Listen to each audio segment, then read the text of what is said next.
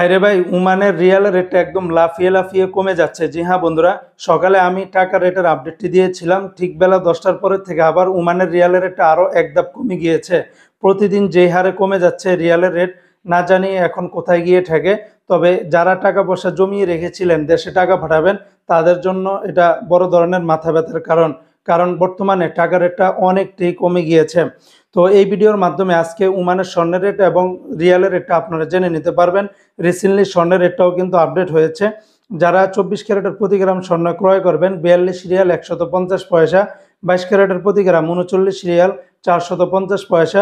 এটা ছিল একটা কোম্পানির রেট। আর একটা কোম্পানিতে 24 ক্যারেটের প্রতি গ্রাম 41 রিয়াল 297 পয়সা, 22 ক্যারেটের প্রতি গ্রাম 37 রিয়াল 861 পয়সা, 21 ক্যারেটের প্রতি গ্রাম 36 রিয়াল 138 পয়সা, 18 ক্যারেটের প্রতি গ্রাম 30 রিয়াল 976 পয়সা।